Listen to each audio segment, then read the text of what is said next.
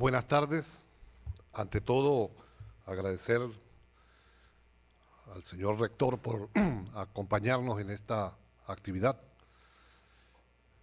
El compromiso de las autoridades de la universidad en su conjunto se evidencia con la presencia en los debates y las reflexiones que se realizan como esta hoy. Agradecer además al doctor Denis Javier Chávez, decano de Extensión, quien me formulara la invitación para participar en este miércoles universitario, al doctor Filiberto Morales del IDEN, también quien hizo posible esto, al doctor Olmedo García, a todas las autoridades de la universidad, a los compañeros maestros, profesores, educadores que están presentes, el agradecimiento por acompañarnos. Yo soy un educador que comenzó a trabajar el tema de la educación muy joven, a los 14 años.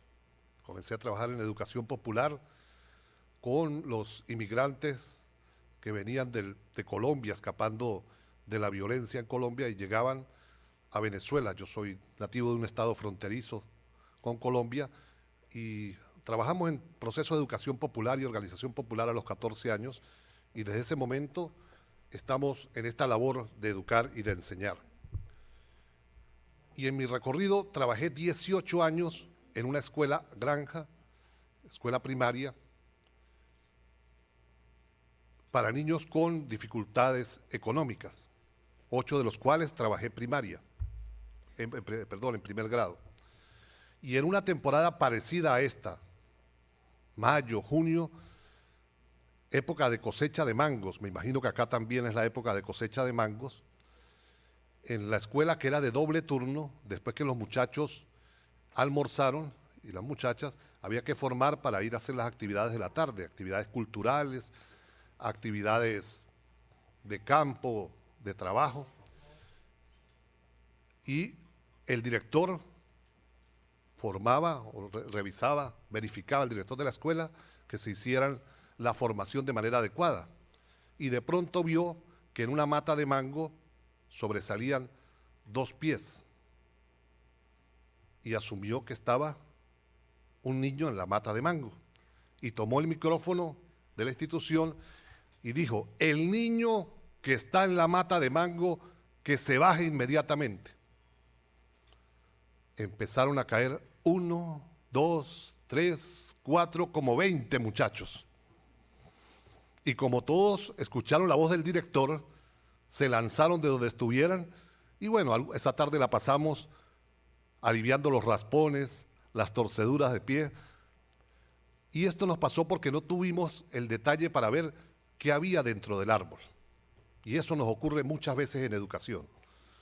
Vemos los pies que sobresalen y tenemos dificultad para ver lo que ocurre al interior del árbol. Por eso hoy no solo les voy a hablar de la cuarta revolución industrial, les voy a hablar del contexto en el cual se da la cuarta revolución industrial, porque nosotros caemos en la tentación de analizar el tema como si fuera algo de futuro, algo que viene mañana.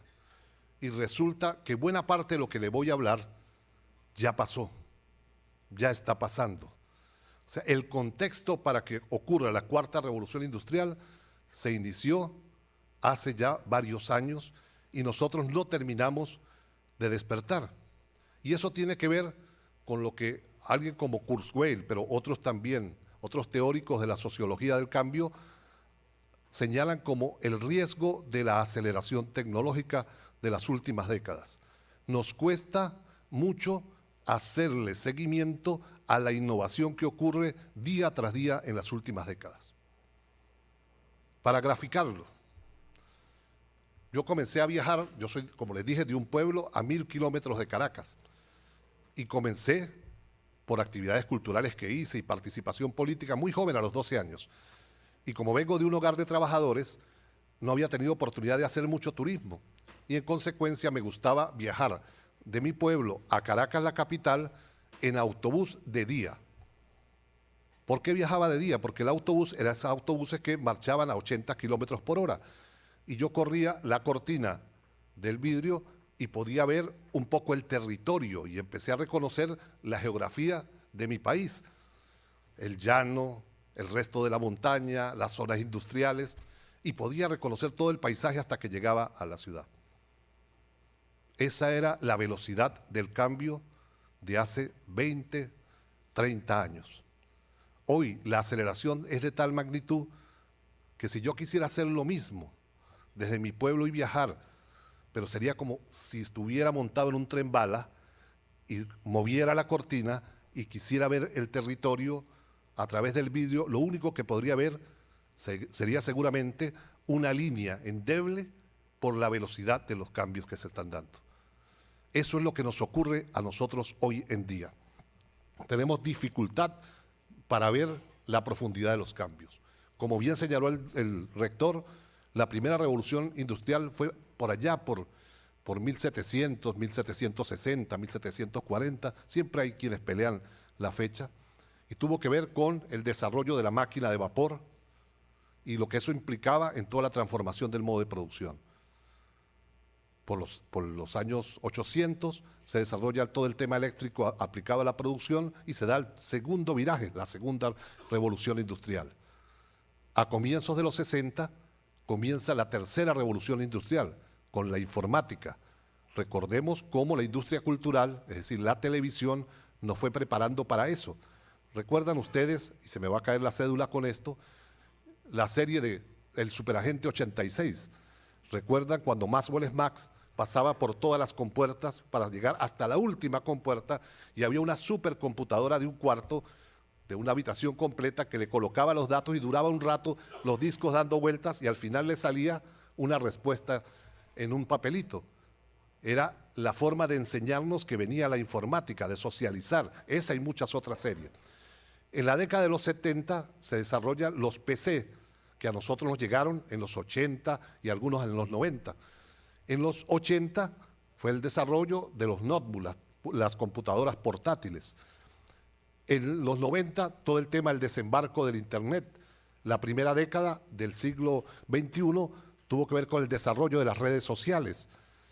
Y la segunda década, todo el tema de la realidad virtual. Pasamos de Instagram, de Facebook, a jugar Pokémon Go en la última década.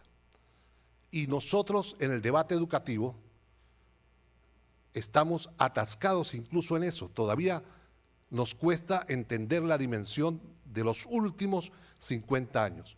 La última conferencia de la UNESCO, y ustedes pueden descargar los documentos de la página web, cuando se refirió al mayor requerimiento que había que hacerle a los gobiernos del mundo en materia de innovación tecnológica, pidió que había que dotar a las escuelas, a los liceos y a las universidades de computadoras. Es decir, del desarrollo tecnológico de los 70 y de los 80. No hay exigencia todavía como acuerdo de los gobiernos, ni siquiera de obligación de conexión a Internet, mucho menos del uso de las redes sociales en el aprendizaje y ni qué decir de la aplicación de la realidad virtual en los procesos de enseñanza-aprendizaje. Y a pesar de eso, desembarca o se anuncia el desembarco de la primera revolución industrial. 2011, en la fiesta tecnológica, en la Feria Tecnológica de Hannover, Alemania, se anuncia que a partir de la década de los 20, del siglo XXI, va a comenzar la cuarta revolución industrial. Y nos ha costado a los universitarios 2011, y estamos en 2019, todavía abrir un debate fuerte respecto a si eso tendrá algo que ver con la modificación de procesos nuestros al interior. Klaus Schwab, el creador del Foro Mundial de Davos y una de las autoridades que ha promovido más el tema de la cuarta revolución industrial en su vinculación con el modelo económico, señala que en el momento de desembarco de la cuarta revolución industrial entre 2021 y 2025, los 15 países más industrializados del planeta, los 15 países más industrializados van a perder de un día para otro 7 millones de empleos. Él habla de la primera crisis humanitaria laboral de la humanidad. 7 millones de empleos perdidos como el chasquido de la película de Vengadores, de Avengers, como el chasquido, de un día para otro. Y dice que de los 7 millones solo se van a recuperar 5 millones, pero para hacer cosas que nunca había hecho la humanidad. No es que el señor que trabaja con el taladro en una construcción o el que trabaja con la ensambladora de los vehículos va a conseguir en otra fábrica empleo en lo que venía haciendo, sino implica que o aprende a hacer otra cosa o no va a tener empleo. Y estamos solo a años del inicio de esa cuarta revolución industrial. En 2011, ¿qué se señalaba que hacía falta? Hacía falta una conexión a Internet mucho más potente que la 4G, para un poco visualizar la diferencia entre 4G y 5G que acaba de ponerse en marcha. Cuando uno parpadea, cualquiera de nosotros parpadea, pasan pulsos equivalentes, 20 pulsos equivalentes de la conexión 4G. La conexión 5G, mientras nosotros parpadeamos, pasan entre 400 y 450 revoluciones. Para que entiendan la dimensión de la aceleración que ello contiene, y eso tiene implicaciones en el campo militar, en el campo científico. Por eso es que está detenida una señora de Huawei, ¿entiende? Por las implicaciones en lo que significa el desarrollo de la seguridad de Estado para Estados Unidos, porque Estados Unidos creía que iba a desarrollar la tecnología y la desarrolló China. Y eso tiene implicaciones no solo en el empleo, sino en la seguridad de Estado como tal. La cuarta revolución industrial requiere, además de la conexión 5G, todo el desarrollo de nanotecnología, ingeniería genética, biología molecular, metadatos, inteligencia artificial, reconocimiento biométrico facial, entre otras muchas áreas. Nosotros estamos acostumbrados, cuando se habla de inteligencia artificial, que es el gran componente, a asociarla un poco a la programación, a la informática. La inteligencia artificial es algo totalmente distinto, tiene puntos en común, pero es absolutamente distinto. ¿Cómo se expresa, por ejemplo, la inteligencia artificial? Y todos la tenemos. Quienes tengan un celular de última generación seguramente manejan Siri. La usan, como la usamos mucho, como agenda para las reuniones. En mi caso yo le digo, Siri, acuérdame mañana a las 9 de la mañana que tengo que llamar a una persona X y Siri me lo recuerda. 10 minutos antes me dice, recuerda Luis que tienes que llamar o tengo que ir a una reunión. Es una secretaria que tenemos en el teléfono. Bueno, Siri, que nos parece la última novedad para poderla usar en el celular, fue patentada en 1983. Fue patentada en 1983. Y nosotros la usamos, nos la venden en nuestros celulares como el conocimiento de punta, la última innovación. Esto para que un poco grafiquemos la distancia que hay entre el desarrollo del conocimiento, su implementación y nuestro uso cotidiano. Y hay algo que ha sido poco trabajado, el tema de los metadatos, y ya al final vamos a ver cómo eso tiene implicaciones en el aula, la planificación escolar y todo lo demás. Los metadatos son para nosotros todavía una especie de abstracción, pero les voy a poner un ejemplo cotidiano de cómo se expresa el manejo de metadatos vinculado con la inteligencia artificial en lo que ustedes tienen seguramente un teléfono de última generación.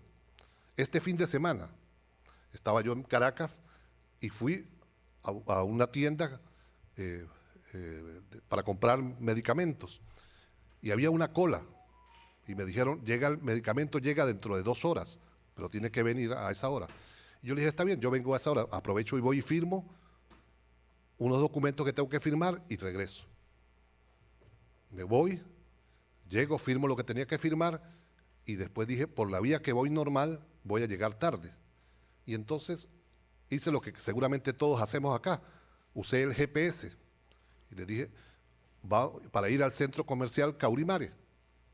Y el GPS me guió perfectamente por la ruta más rápida para poder llegar a tiempo. Pero cuando llego al centro comercial Caurimare, me dice que está a 200 metros de su destino. Y yo dije, se equivocó, el GPS, no reparé más. Entré al estacionamiento y me dice, está a 100 metros de su destino final. Yo dije, sigue equivocado. Cuando paso frente al local donde iba a comprar los medicamentos, me dice, A la izquierda está su destino. Yo en ningún momento le dije, sino que iba al centro comercial. Pero los componentes que tenemos son capaces de analizar el último sitio al que fui, en el centro comercial, e indicarme exactamente a dónde quería ir yo, sin que yo se lo indicara. Le estoy poniendo un ejemplo de uso simple del manejo de metadatos con la tecnología 4G, no con la tecnología 5G. Es decir, está reconfigurando todo el tema de la organización social, del uso social. Siempre cuando yo hablo de este tema, me dicen los compañeros y las compañeras, estamos en América Latina. Falta mucho para que eso llegue acá. Precisamente esa es la preocupación. Esa es la preocupación. Que el diseño de la primera y segunda revolución industrial generó, siendo nosotros 7.000, casi 8.000 millones, otros dicen que más de 8.000 millones de habitantes, 1.300 millones de habitantes del planeta, 1.300 millones de personas que viven sin acceso a la electricidad. Es decir, la innovación que generó la segunda revolución industrial hace 200 años no ha llegado a una séptima parte del planeta o de los habitantes del planeta. Y la cuarta revolución industrial amenaza, si leemos los textos de Klaus Schwab y todo el foro de Davos, está diseñada para un desarrollo de 2.000 millones de personas. Es decir, parte de una exclusión de más de 5.000 millones de personas que quedarían en la periferia de todo el modo de producción, consumo, circulación de mercancía que le es inherente a la cuarta revolución industrial. Entonces, cuando nosotros decimos, cuando llegue a América Latina faltan muchas décadas, lo que estamos diciendo es que vamos a quedar en la periferia, vamos a quedar fuera del desarrollo, como hoy están 1.300 millones de personas que no tienen acceso a la electricidad, ni hacen todo eso que nosotros hacemos de manera cotidiana cuando nos levantamos o durante todo el día.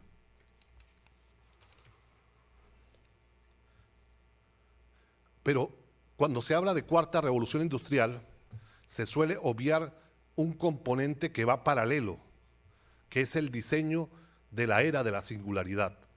Seguramente muchos de ustedes habrán escuchado de la era de la singularidad, que es complementario a la cuarta revolución industrial, pero no es lo mismo. Google y la NASA vienen trabajando desde hace décadas en el desarrollo de este paradigma, el paradigma de la singularidad. Ya les voy a explicar qué significa. El paradigma de la singularidad plantea que estamos a punto, la civilización humana, de construir la fusión entre vida biológica y tecnología. Y se plantean la posibilidad de crear en el corto plazo una nueva especie que comparta vida con la especie humana, los singularity, que es seres con ingeniería genética modificada y con componentes tecnológicos en su cuerpo. Esto podría parecer ciencia ficción, aspectos alocados. Hay dos textos que yo siempre recomiendo, o tres textos que recomiendo de uno de sus teóricos más importantes, Ray Kurzweil, el director de proyectos tecnológicos de Google. Todos hemos trabajado con Google. Bueno, Google le acaba de dar a este señor el 30% de su presupuesto, y se podrán imaginar lo que eso significa para el desarrollo de sus investigaciones en el corto plazo. En los tres libros que él publicó, el primero en 2006, se llama Máquinas Espirituales, donde él plantea el desafío que tiene todo el desarrollo tecnológico para construir máquinas que puedan tomar decisiones éticas, como en la frontera que estaría planteado en el corto y mediano plazo. En el 2012 publicó su libro La Era de la Singularidad, donde expone el recorrido que están haciendo cientos de laboratorios en el mundo para trabajar la fusión de vida biológica con tecnología. Y en el 2014 publicó su libro Cómo crear una mente, donde comunica el esfuerzo que están haciendo más de 1.200 laboratorios en el mundo para desarrollar la neocorteza digital. En este libro, él anuncia que ya sistematizaron las neuronas digitales como primer paso para poder construir la neocorteza digital.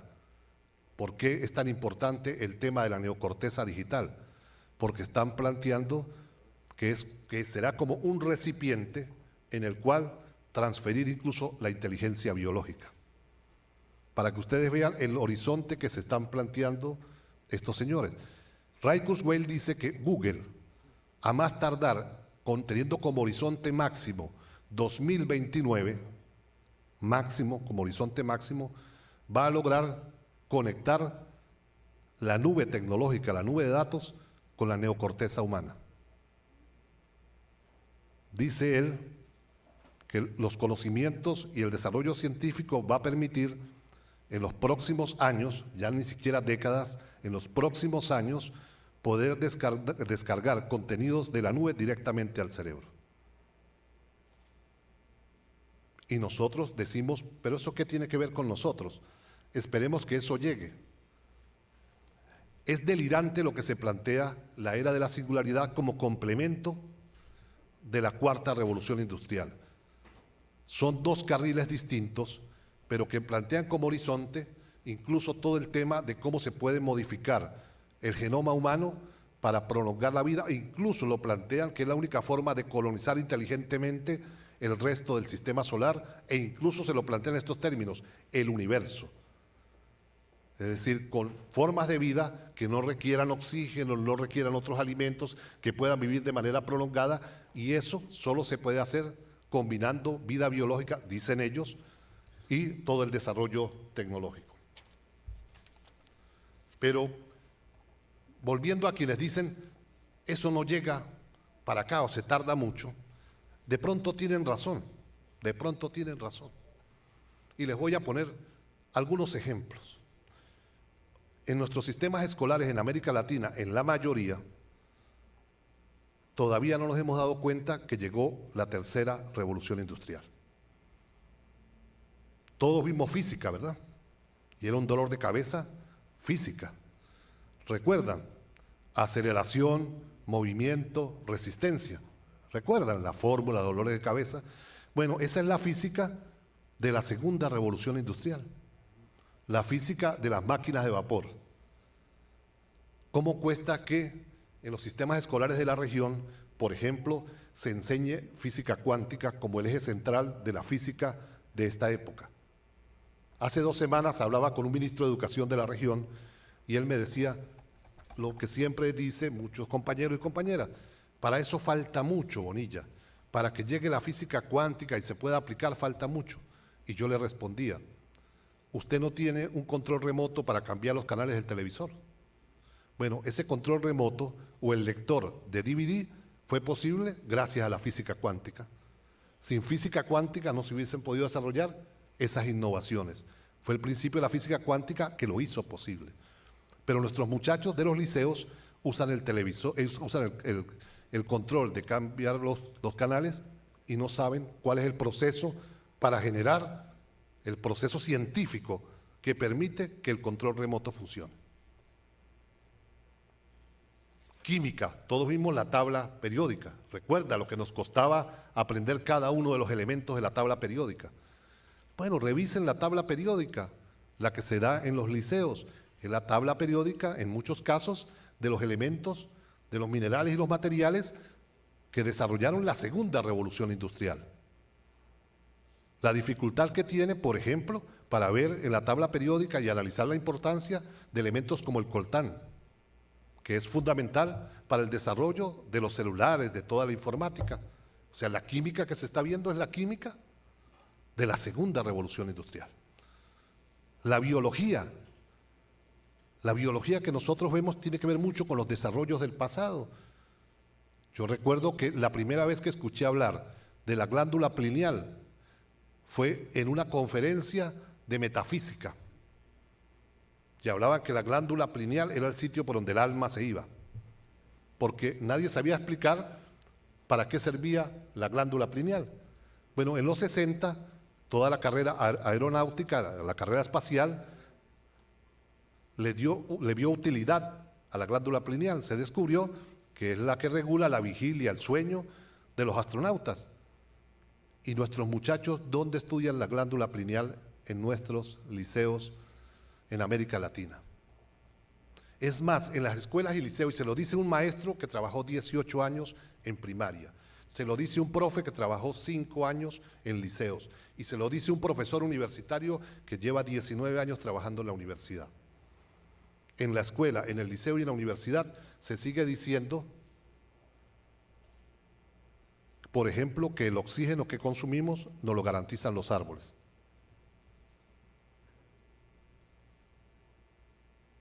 Nos siguen diciendo que es, y sí, los árboles aportan una parte del oxígeno, pero la mayor cantidad de oxígeno para nosotros sobrevivir viene del mar, de las diatemas, de un organismo que es más pequeño, 4 veces más pequeño que un pelo nuestro.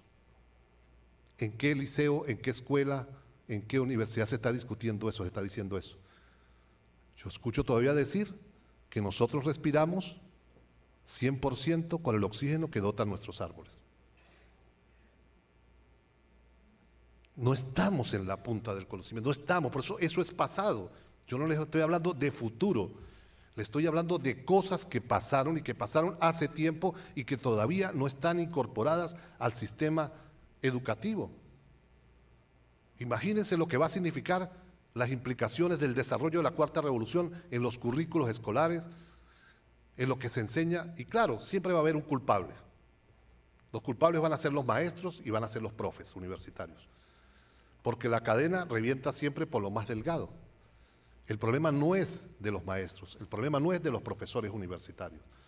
El problema es mucho más sistémico. Tenemos que atrevernos a abrir un debate que nos permita entender las implicaciones del cambio científico y tecnológico. Podríamos pasar todo un día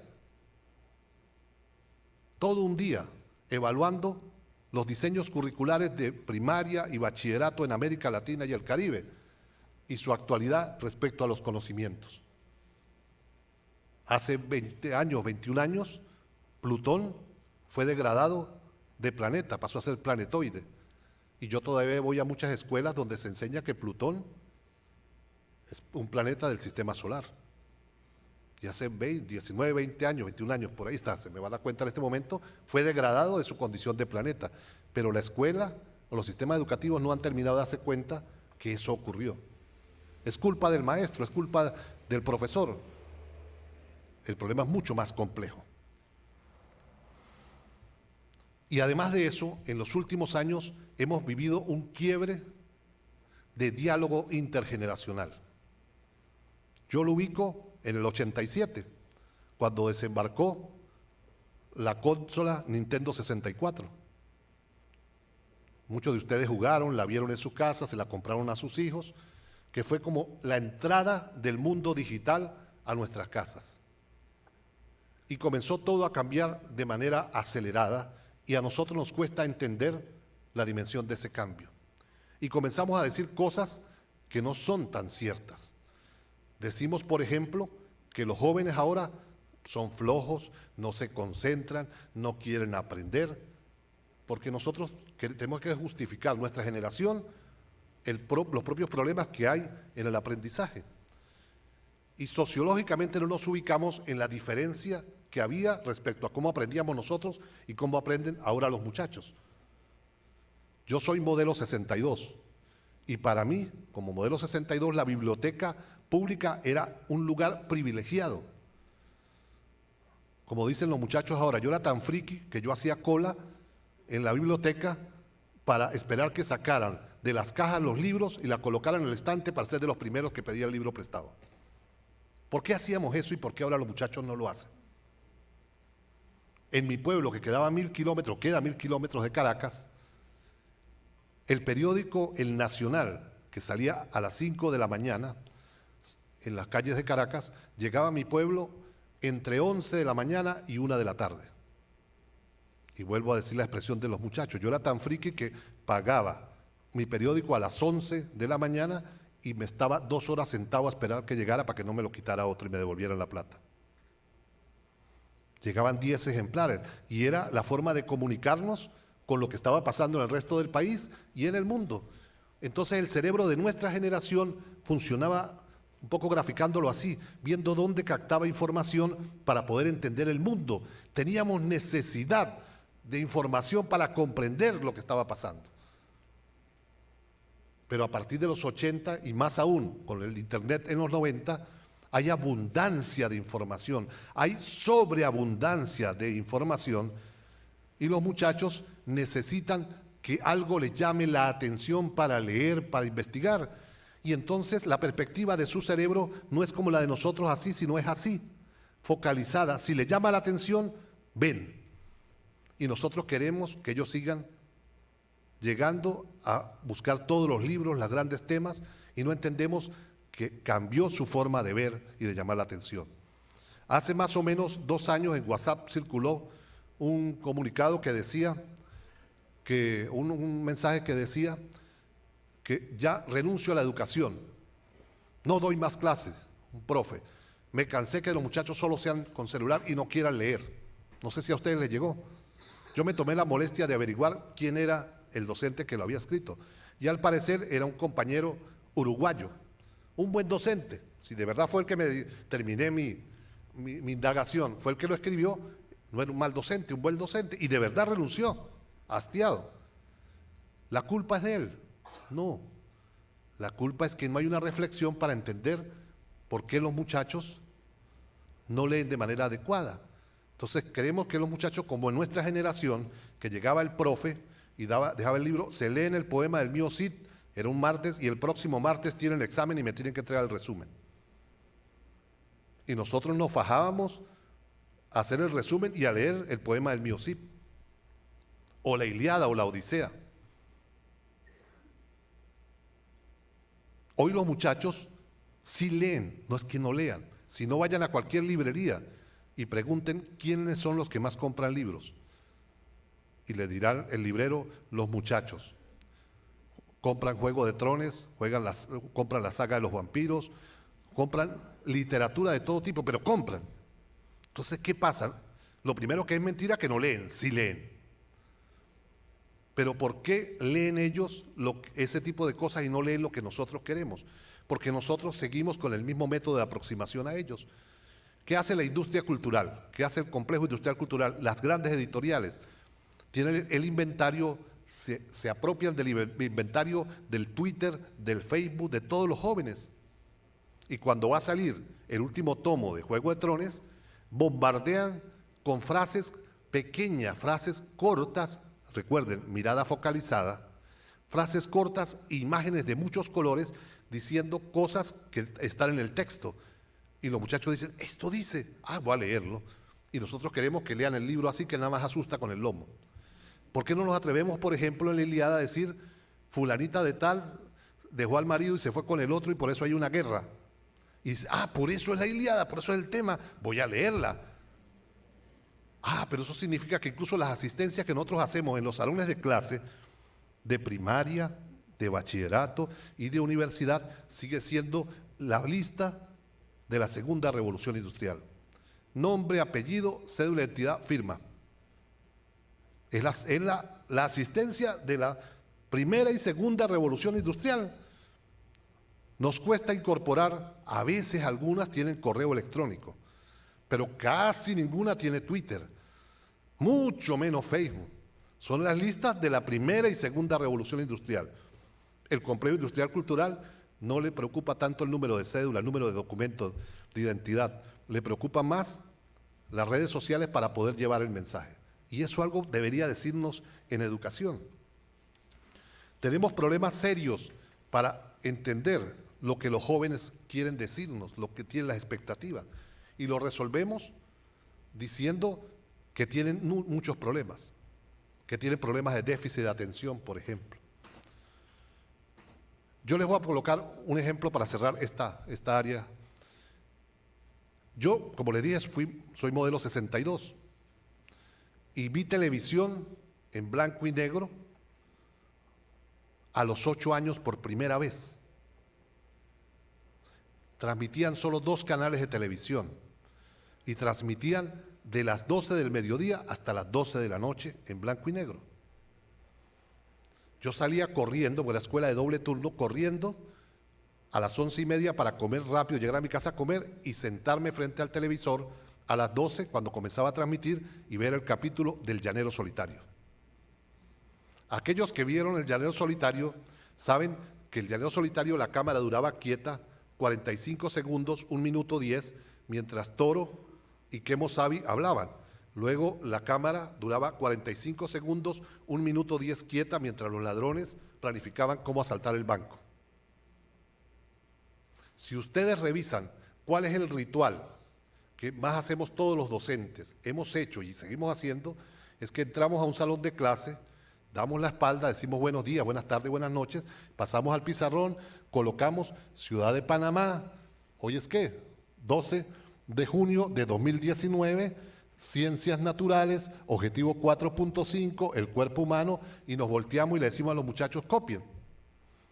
Ese ejercicio, si ustedes lo hacen, dura 45 segundos, 1 minuto 10.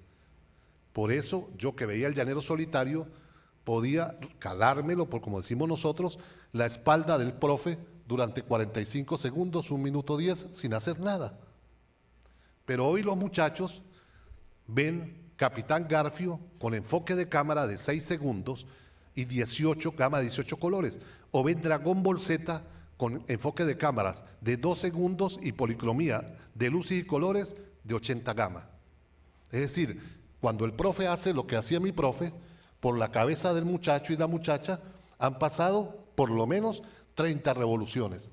Por eso es que cuando nos volteamos, hoy en día están volando zapatos, cuadernos y todo, y decimos que hay déficit de atención, los muchachos son hiperkinéticos, no tienen responsabilidad ni disciplina. Es que no entendemos que hay muchos procesos que cambiaron, que tienen que ver con el desarrollo de la tecnología, la imaginación y la imagen. Y podríamos igual pasar días y días hablando de los problemas que tenemos para comprender a los jóvenes, a los niños, a los jóvenes y a los estudiantes que llegan a nuestros liceos y a nuestras universidades, que crea un desfase entre lo que queremos y lo que podemos hacer. Y eso está permeando todos los campos, el campo científico, el campo sindical, el campo laboral. Podría, por ejemplo, decirle, ustedes han escuchado la huelga de los chalecos amarillos en Francia. Para mí la huelga de los chalecos amarillos, que lleva más de 60 sábados saliendo a protestar en París, en algo inusual que no entiende ni la izquierda ni la derecha. Las primeras manifestaciones fue el grupo de Le Pen a acompañarlo porque creía que era de derecha, porque era clase media, qué sé yo. Después se dieron cuenta que no eran de derecha, fue la izquierda radical a seguirlo, se dieron cuenta que no era de izquierda, y entonces no entiende, los políticos no entienden qué son los chalecos amarillos. Son las primeras huelgas de resistencia al tema tecnológico en el mundo del trabajo, al control en el mundo del trabajo, a la extensión de la jornada laboral. Por eso es que los chalecos amarillos lo primero que destruyeron en París fue los reguladores de velocidad. ¿Y qué decían? ¿Por qué los dañaron? Porque decían, trabajamos 10, 12 horas, súper controlados, y cuando salimos corriendo a nuestras casas no podemos ir a más de 60 kilómetros por hora porque nos ponen una multa que equivale a una semana de salario. O sea, toda una reacción contra el tema tecnológico que no entienden ni las izquierdas ni las derechas. Y yo, que soy un hombre que me podrían ubicar dentro de lo que se define categóricamente como de izquierdas, debo decir que el problema que tiene la izquierda es que sigue basado en un Marx que ya no existe, porque Marx pensó todo para la primera y segunda revolución industrial, y la propia izquierda, igual que los académicos, igual que los maestros, igual que los gobiernos, que mucha gente ha tenido pereza para construir la teoría que tiene que ver con el presente y quiere seguir haciendo teoría con un paradigma con el cual no fue construido.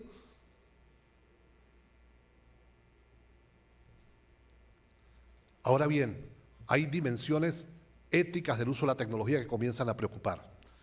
China está utilizando, que es el gigante en desarrollo tecnológico, ya modelos de inteligencia artificial y de reconocimiento biométrico facial en las aulas.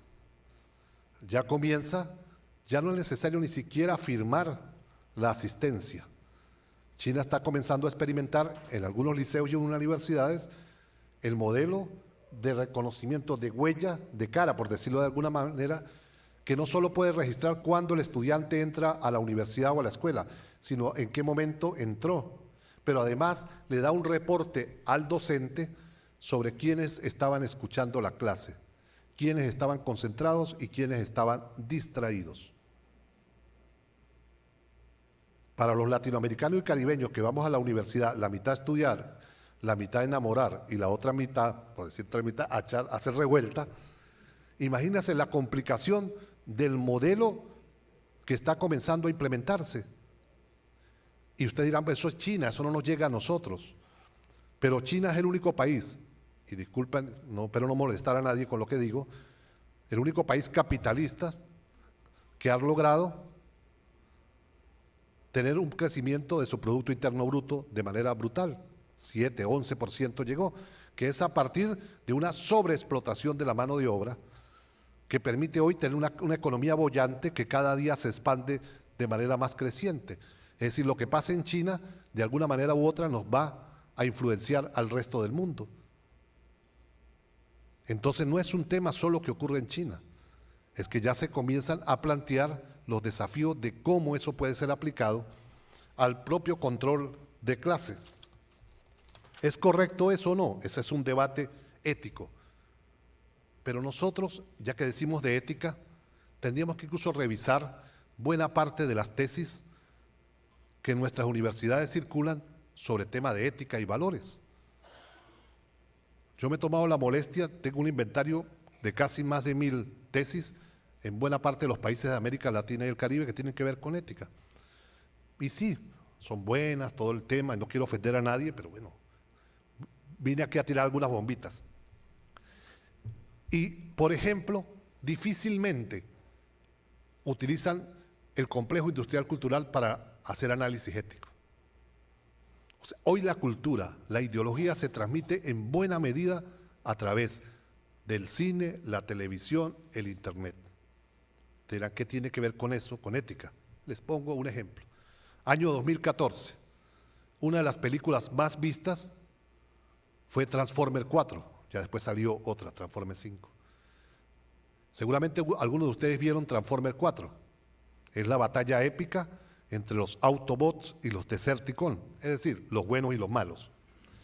En ese capítulo, en la batalla 4, Optimus Prime yace mal herido porque Megatron lo atraviesa con una espada y está ya prácticamente muriendo. Su luz casi se apaga. Y entonces Decepticon lo deja abandonado y se lanza sobre otro de los Autobots a estrangularlo. Y los humanos corren, buscan una grúa, le colocan el gancho y le sacan del pecho la espada que tiene Optimus Prime. Optimus Prime se para todo turuleco, agarra la espada y mata a Megatron agachado y por la espalda. Agachado y por la espalda. Y no, que yo sepa, no hubo un foro en ninguna universidad diciendo las implicaciones éticas de eso, porque además eso es entretenimiento. ¿Qué nos importa eso? Pero es el entretenimiento que ven nuestros jóvenes. Pero después nosotros en una escuela le levantamos un acta a un muchachito porque está jugando otro metras o haciendo algo y llega otro y lo levanta de un puntapié y para él es normal. Porque su héroe, Optimus Prime, mató al otro de espalda y agachado. Cuando nuestra generación, lo éticamente correcto, según el manual de Sun Tzu, según el príncipe de Maquiavelo, si había que liquidar al adversario, era de frente y en igualdad de condiciones. ¿Se acuerdan de las películas de Látigo Kid? El tipo era rápido, pero no mataba rápidamente, le lanzaba el cinto con la pistola al otro para que se la pusiera y tuviera igualdad de condiciones. Bueno, si ustedes ven, cambia profundamente el concepto ético. Por eso es que Francotirador es una de las películas más taquilleras. El héroe es un tipo que dispara a 1000 metros, armado a gente desarmada, o a gente armada pero que no lo puede ver a él. Y cuando lo mataron, la gente salió triste porque habían matado a Francotirador.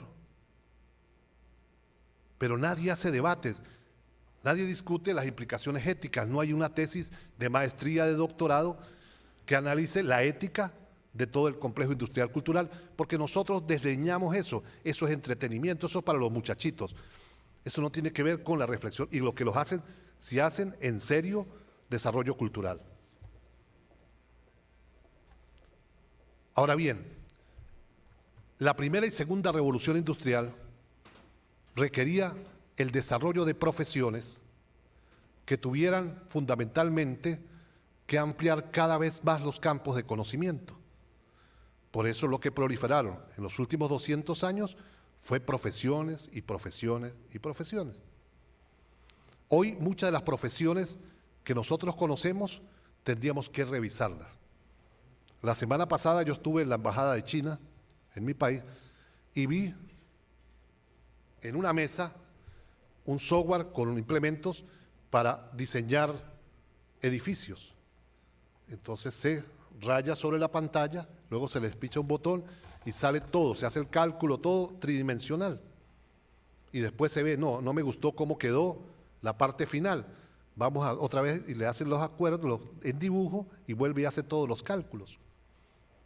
Y se levanta. Todos los cálculos que había que aprender y matarse la cabeza y trasnocharse y tomar mucho café para poder hacer buenos planos, hoy en buena medida los hacen los software. Es más, en política, ciencias políticas. Y les cuento otra anécdota para que vean cómo estamos tan desenfocados. Un día voy a buscar a mi chamo, a mi muchacho, mi hijo, que estudiaba, tiene 11 años, cuando eso tenía 9 años, a la escuela, a las 4 de la tarde, y le digo, ¿me acompañas primero al supermercado antes de ir a la casa? Y me dice, no, papá, tengo que ir a la casa rápido porque si no me destituyen. Yo lo miro, ¿cómo que te destituyen? Sí, porque yo soy alcalde y si no llego rápido me van a destituir. Yo digo, voy a llevarlo a ver qué es lo que pasa.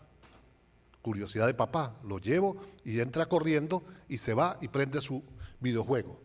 Y era un juego que se llama Sin City.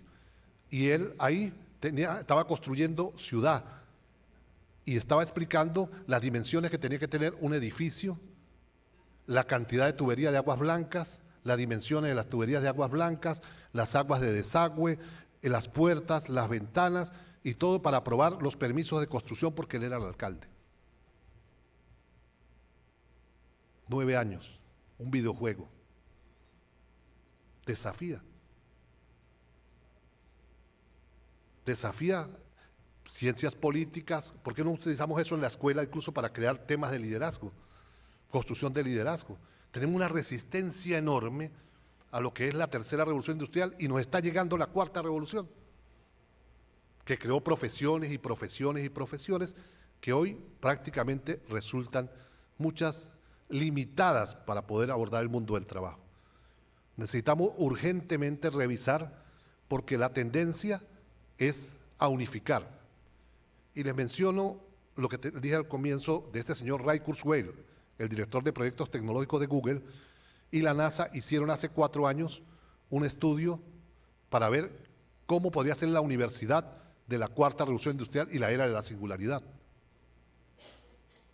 Y el estudio llegó a la conclusión de que las universidades tardan mucho en cambiar, que para una reforma curricular de una carrera pasan como 5 o 10 años y que se requiere un cambio rápido.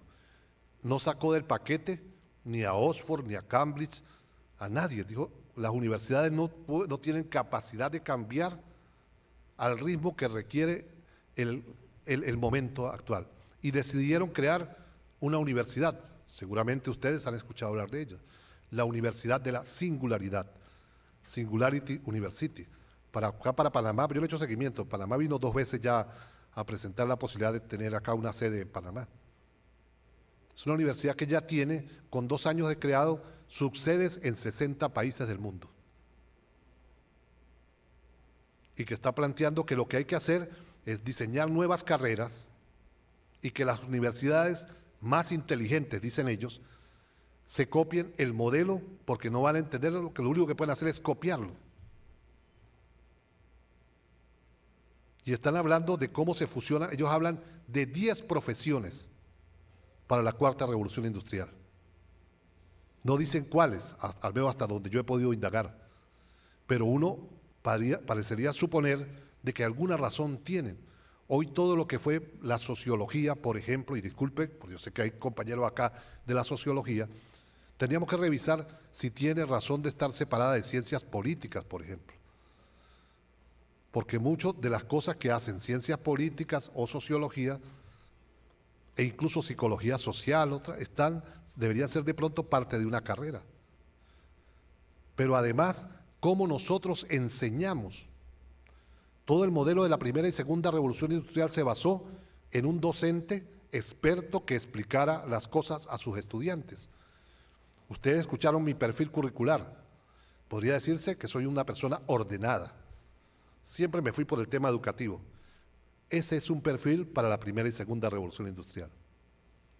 Para la cuarta revolución industrial se requiere un perfil caótico de alguien que sepa de psicología, pero que sepa de informática, que sepa de inteligencia artificial, que sepa de muchas otras cosas que antes eran conocimientos distantes, que lo hacía otro, lo hace otro.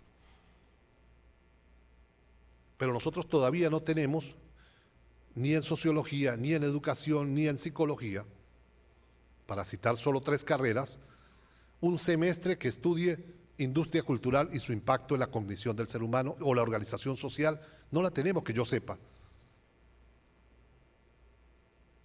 que es todo el tema del impacto de la tercera revolución industrial. Por eso les hablaba al comienzo del quiebre, de la aceleración de la innovación y el quiebre que eso implica en nuestra mentalidad. Tenemos que ser capaces de abrirnos realmente, o lo que vamos a presentar es una enorme resistencia que a la final va a afectar a quienes son nuestra razón de ser y seguro el compromiso a todos nosotros. Garantizar que los excluidos de los excluidos, los más pobres, tengan acceso a la educación, a la formación y a un empleo.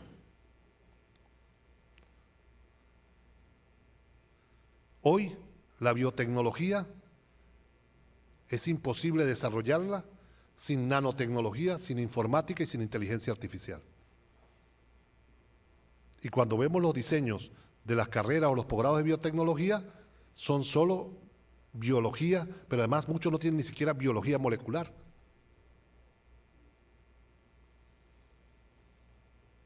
Tenemos que atrevernos a hacer una revisión profunda en la región.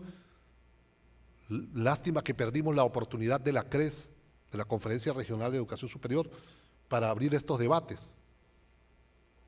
Pero tenemos que buscar un espacio, los latinoamericanos y caribeños, porque cuando yo saco cuentas, y yo soy latinoamericano y caribeño, y me hablan de un diseño de una cuarta revolución industrial donde va a ser para 2.000 millones de personas, yo comienzo a preocuparme si mis amigos, si mi pueblo, si la gente por la cual yo decidí ser educador va a estar dentro del círculo del desarrollo de todo el conocimiento que trae la cuarta revolución industrial. Hoy la mayoría del empleo que pareciera apuntar es un empleo no fabril. ¿Qué son las fábricas? ¿Qué es la cuarta revolución industrial? Es fundamentalmente el desarrollo de fábricas 4.0. ¿Qué son las fábricas 4.0? A decir de lo que dice el foro, la Feria de Hannover, lo que dice el foro de Davos y lo que expresa Klaus Schwab en su libro Cuarta Revolución Industrial, que son como 3 fotografías de cómo conciben. Son fábricas, las fábricas 4.0 son las que utilizan inteligencia artificial, robótica, nanotecnología, ingeniería genética para tomar una serie de decisiones en una fábrica que no va a tener sino 1 o 2 personas, pero que va a ser una fábrica además interconectada, una fábrica en Pekín, otra en Madrid, otra en Ciudad de México y otra en Ciudad de Panamá. Fábricas para producir además con uso de la inteligencia artificial conectada a mercados. Le estoy repitiendo las cosas que ellos señalan del diseño, conectadas a los mercados y a las bolsas de valores, que van a poder tomar decisiones. Por ejemplo, están haciendo zapatos y de pronto se dan cuenta que hay demasiados zapatos en el mercado y no necesitan que Luis Bonilla ni ninguno de nosotros le digamos paren la producción. Paran la producción y comienzan a pedir los materiales de lo otro que hace falta. De pronto detectan que lo que hace falta es hacer maletines o camisas y entonces hay que pedir materia prima para hacer los maletines o las camisas, que es lo que en el mercado aún no hay suficiente. Estamos hablando de un diseño en el cual el mundo del trabajo es fundamentalmente de mercancías inmateriales y prestación de servicios. Y nosotros estamos pensados solos para ser gerentes, para dirigir oficinas, Pero eso que le hablaba de la inteligencia artificial, imagínense aplicado al sistema de justicia. Es decir, eso a nosotros nos gusta decir si hay o no hay un suero de la verdad, qué sé yo, para determinar si la persona es... Bueno, el reconocimiento biométrico facial lo que va a decir es un porcentaje de alta probabilidad si alguien es culpable o no, solo por los rasgos, como lo mueve su cara, por los movimientos del cuerpo. En eso están trabajando. No es que van a trabajar, en eso están trabajando hoy.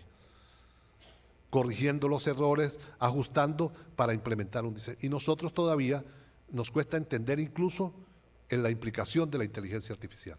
Mi invitación en ese sentido es que cada una de las carreras debían abrir un debate. Cuesta mucho repensar en su conjunto la universidad como lo está pensando Google en la NASA o Singularity University. Cuesta mucho porque todos nos resistimos, implica un cambio profundo en nuestra manera de dar clases.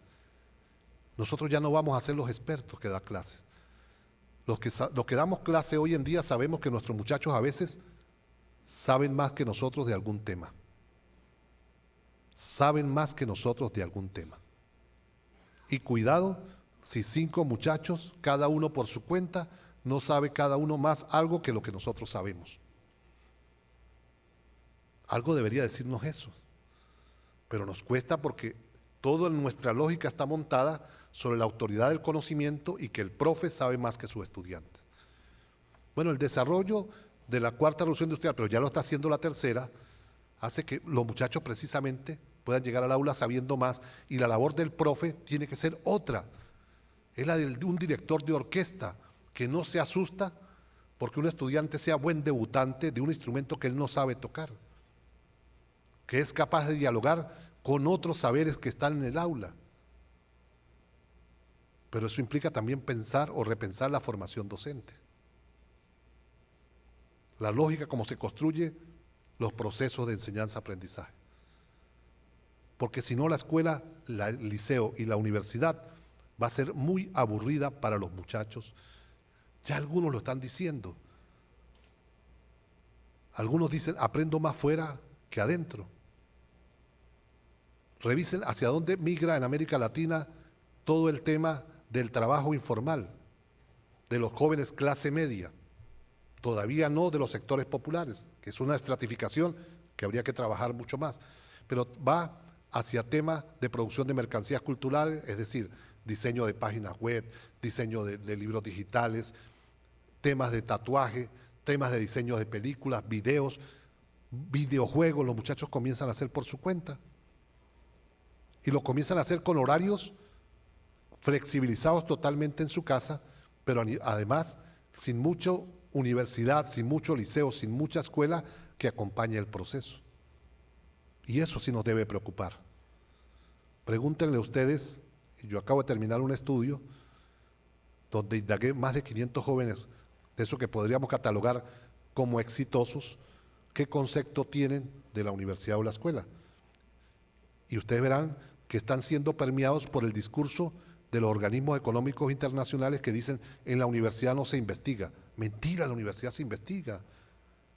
Pero lo que hay es que redireccionar lo que hacemos. Pero ya comienzan ellos a hacer el eco de un discurso que procura la destrucción de la universidad como la destrucción de la escuela pública. Desde el 2014 la propia UNESCO publicó un manual para desarrollar modelos de aprendizaje y de instrucción desde el celular.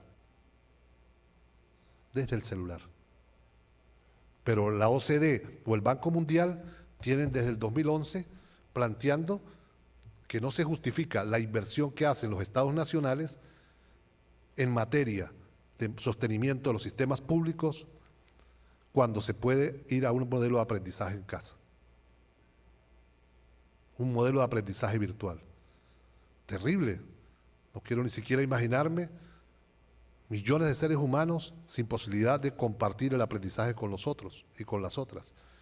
Porque todos sabemos que a la universidad, al liceo o a la escuela, vamos también a aprender a vivir, a convivir, a trabajar la sociedad de manera conjunta.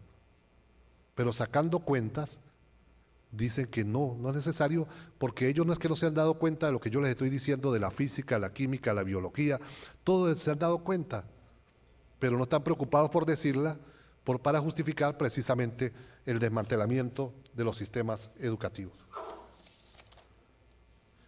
Nosotros tenemos que incluso revisar, y ya con esto voy cerrando, viejos conceptos que para nosotros son paradigmas innovadores. La transdisciplinaridad, por ejemplo. Sí hay que ser transdisciplinario, pero todo el modelo que está montado es sobre transdisciplinaridad, pero transdisciplinaridad sin pensamiento crítico. Solo transdisciplinaridad instrumental. Y nosotros todavía hablamos de la transdisciplinaridad como el gran paradigma cuando ya en todos los documentos se habla de una especie de formación transdisciplinaria, pero que no contenga pensamiento crítico. Y ese es el fuerte de los otros. Y con eso cierro esta intervención. Nuestro fuerte ha sido ese, el de construir mentalidades críticas, conciencia crítica. Tenemos que volver a reencontrarnos los universitarios y las universitarias para hacer de los sistemas educativos espacios de aprendizaje transdisciplinario, pero profundamente crítico. Soy un convencido que si lo hacemos juntos y juntas, lo podemos lograr. Si tenemos una actitud pasiva, nuestra generación será testigo del ocaso de un modelo de educación, cosa que sería terrible. Muchas gracias.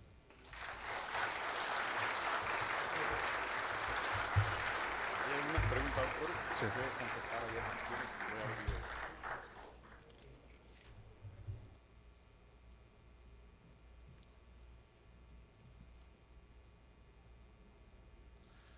¿Qué recomendación da a los asistentes que pertenecen al nivel académico, de nivel medio, básica, me imagino yo? Bueno, yo hoy di algunas pistas. Yo creo que llegó un momento que los educadores debemos abrir, los educadores que no estamos en puestos de gobierno, abrir un debate sobre lo que estamos dando. Pero eso implica también romper nuestras propias certezas, porque también tenemos años enseñando algo y ahora significa que hay que aprender otra cosa que hay que enseñar. Pero yo estoy convencido que es tan rápido el cambio que si no lo hacemos, combinado entre los maestros, los educadores, los profes y las autoridades, no va a ser posible el cambio, no va a ser posible, porque nosotros mismos nos resistimos. Cuando yo hablo con muchos maestros me dicen, incluso los que tienen mi edad, me dicen, Luis, a mí me quedan 2 años para jubilarme. Yo lo que tengo que esperar es que me pasen estos 2 años y que eso lo resuelvan otros. Y eso me lo dicen en Chile, me lo dicen en Venezuela, me lo dicen en México, me lo han dicho aquí en Panamá, me lo dicen en todos lados. Tenemos algo en común, tenemos una resistencia enorme a ser parte del cambio. Y en este caso, o lo hacemos nosotros, o no va a ser posible. Mi área, por ejemplo, que es la formación docente. Hoy la formación docente hay que repensarla absolutamente. Y ojalá, y el nuevo gobierno de este país, pero los nuevos gobiernos de América Latina, no se les ocurra la infeliz idea de intentar hacer reformas a partir de la básica o la inicial. Una reforma estructural tiene que comenzar por la formación docente. Por la formación docente, que es donde se va a enseñar a los futuros maestros para que el cambio sea a corto, porque uno de los problemas que fracasan todas las reformas es que comienzan por básica, duran 5 o 6 años implementándolo, pero el centro de formación docente, la universidad que forma docentes, sigue formándolos con el viejo paradigma, sigue alimentando el molino y al final nada cambia, porque el molino siguió alimentado con el viejo paradigma. Hoy una reforma educativa profunda, comprometida con los intereses del país, incluso más allá de ideologías, comprometida incluso con los intereses nacionales o los intereses de América Latina, tiene que comenzar por lo universitario. Y ese es el problema. Quizás por eso Kurzweil y la NASA y Google dicen que hay problemas porque el cambio tiene que ser muy drástico y nosotros los universitarios nos gusta decir que somos los poseedores del conocimiento de punta. Entonces, si somos los que manejamos el conocimiento de punta, ¿para qué cambiar? Que cambien los otros. Esa es un poco la lógica cognitiva sobre la cual nosotros levantamos nuestra forma de pensar.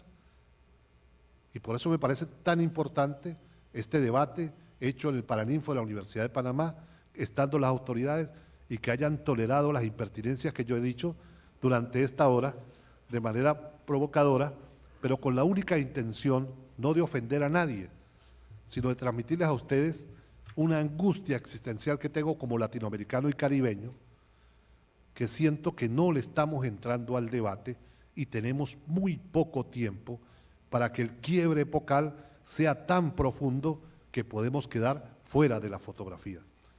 Creo que esas son las preguntas que estaban planteadas.